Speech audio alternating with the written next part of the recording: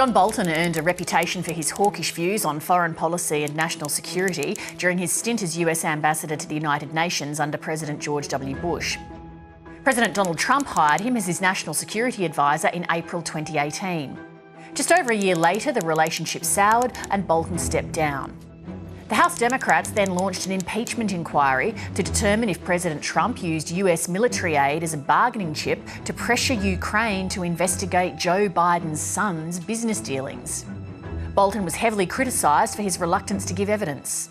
It may have if it led to further evidence and further witnesses, but we'll never know. Now, Bolton has written a memoir, The Room Where It Happened. The White House claims it contains classified information and attempted to block its release in court, but a judge ruled it was too late as the book had already been widely distributed. John Bolton, during your time as National Security Advisor, what conclusion did you draw about Donald Trump's fitness to be President of the United States? Well, I don't really think he is fit. He doesn't have a guiding philosophy, a grand strategy, a policy. All presidents, of course, factor politics into their decisions. He's the only president I've ever seen whose almost exclusive notion is concentrating on his own reelection. Unfortunately, with the coronavirus pandemic, we've seen some of the problems that have emerged, I think, really as a result of this inadequate decision-making, unwillingness to learn, unwillingness to adapt to the circumstances he finds himself in. To give an example of his style, how did he behave in the daily intelligence briefings with the heads of America's national security agencies? It always struck me that he was talking almost as much as the briefers were talking to him. So you're not absorbing knowledge when you're talking. He didn't really read the briefing papers. You write that Trump surrounds himself with yes men. Were you one of them while you were there, or did you voice your concerns about the president? No, I think my central problem with in working with the president was that I did voice my opinions, and because I believe that I had an obligation to give him my best judgment what policies were in the national interest of the United States. And he's obviously the president. Nobody misunderstood that. I used to say, I'm just the national security advisor. I'm not the national security decision maker. There were others who I know for a fact, and I recount some of it in the book, didn't agree with what he's doing, but just basically fell silent.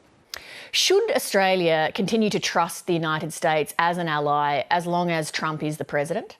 The fundamental question for Australia or any U.S. ally looking at the United States is, over the long term, is the alliance beneficial to Australia? And I think overwhelmingly I could make that case, notwithstanding what I truly believe is an aberration in Donald Trump. Now, that's not to say if Joe Biden is elected president in November, I'm going to agree with very many of his policies. But the issue is the country-to-country relationship strategically, politically, economically, and in terms of shared values. None of that's going to change because of Donald Trump. The damage that he's caused, I feel very confident the United States can repair after one term. 2 terms, I would be a little bit more worried. Did you at the time have first-hand knowledge that Trump had linked military aid to the Ukraine with that country's willingness to provide information about his political opponent?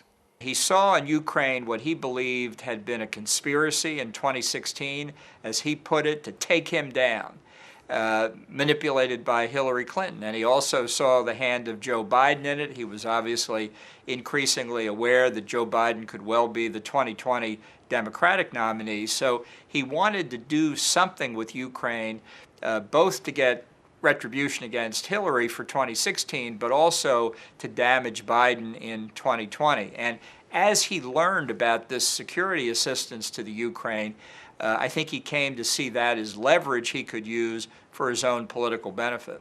You write of the Ukraine matter that led to the impeachment hearings that it was not a keystone moment for me, but simply another brick in the wall. Is what you're saying that wasn't isolated behaviour, that linkage of US government money or resources in exchange for political or personal favours? I think there are a number of cases where I describe he was doing what seemed to me like personal favors for authoritarian leaders, dealing with the Hawk Bank prosecution, a Turkish bank being investigated by the U.S. Attorney in New York, how he handled the Huawei and ZTE matters where they were under investigation and ultimately a form of penalties imposed because of their financial fraud in connection with violating our Iran sanctions. The idea that he could get China to help out in his re-election effort by buying more farm products, a whole range of things like that, I thought was certainly inappropriate behavior. I don't pretend to say that I knew everything that was going on, but this kind of involvement, particularly in judicial and regulatory and law enforcement matters on the part of a president where his own personal political interests are at stake, is unusual and irregular at best, and may well be much more problematic than that. When you became aware of this inappropriate behaviour that at the very least clearly violated standards, why did you not resign, report it to the authorities or go public with it? Well, I did report it to the Attorney General. I reported it to the White House counsel. I advised at different times members of the National Security Council staff to talk to the lawyers as well. I'm not an FBI agent. I had plenty else to do, not investigate these concerns. I felt others should carry that responsibility.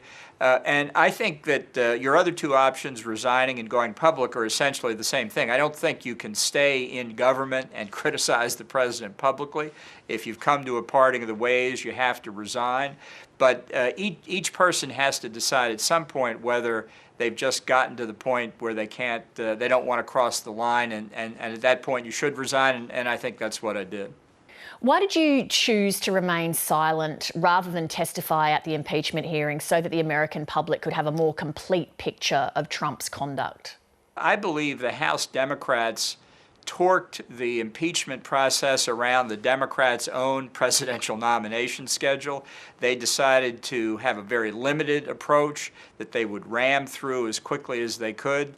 So I believed then, and I believe now, that under the terms in which the process was being conducted, my testimony would have no effect. You mentioned the Democrats' politicisation of the process. If you were so concerned about that, that is a point that you could have made in your public testimony at the time, along with the point that the focus needed to be broadened to include similar cases involving China and Turkey. Surely that would have made front-page news and had a significant impact. Well, a lot of things may have had a significant impact. My judgment, and I think this is widely viewed the same way in Republican circles, is the way the Democrats maneuvered this in a very short period of time because of the whistleblower who came out on the Ukraine situation, is they pushed Republicans into a partisan corner in the House, had the same effect in the Senate.